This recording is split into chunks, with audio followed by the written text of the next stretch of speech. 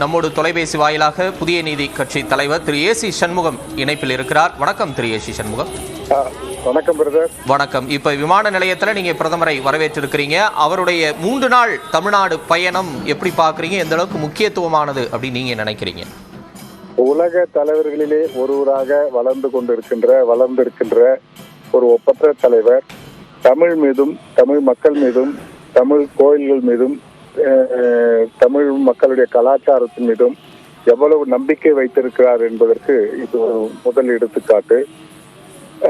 நம்முடைய ராமருடைய புனித பூமியில், அவர் ஜென்ம பூமியில் கிட்டத்தட்ட 500-600 ஆண்டு கால பிரச்சனையை தீர்த்து வைத்து சுமூகமாக ஒரு பின்ன பிரச்சனை கூட இல்லாமல் உச்சநீதிமன்றத்தின் மூலமாக அதனுடைய ஆணைகளை வாங்கி அதை முறைப்படுத்தி அதற்கு திருக்கோயில் அமைத்து இந்தியாவிலே இருக்கின்ற அத்துணை இந்துக்களுடைய மனம் குளிர்கின்ற வகையிலே இந்த நிகழ்ச்சியை செய்திருக்கிறார்கள்.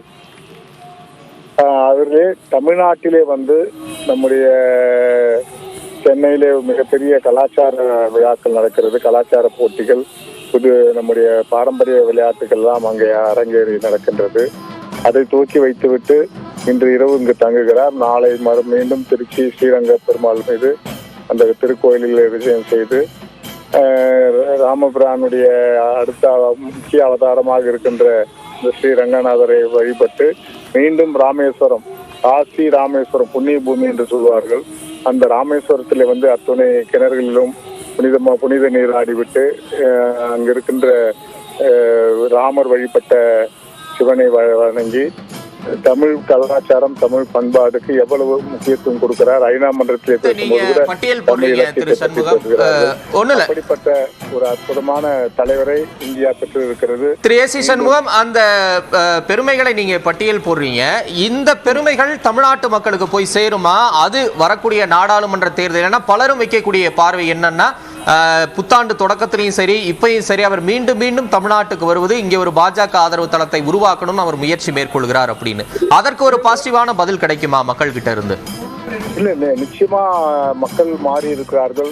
பொதுமக்கள், படித்த இளைஞர்கள் அதிகமாக ஆர்வம் கொண்டிருக்கிறார்கள்.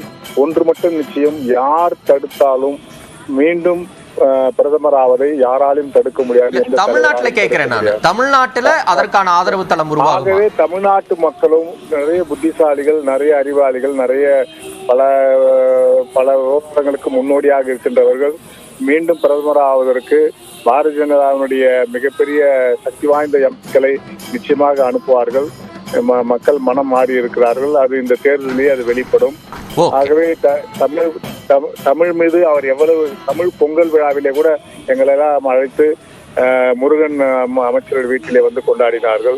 ஆகவே தமிழ் கலாச்சாரம் உலகத்திற்கு எடுத்துக்காட்டான கலாச்சாரம் என்பதனால் அதற்கு அவ்வளவு முக்கியத்துவம் கொடுத்து தன்னுடைய இன்வால்மெண்டோடு அதை செய்யும் போது தமிழ் மக்கள் அவரை புரிந்து கொண்டு இந்த முறை தமிழ்நாட்டிலே மிகப்பெரிய மாற்றம், பாரதிய ஜனதா தேசிய ஜனநாயக கூட்டணி வெற்றி பெறும்.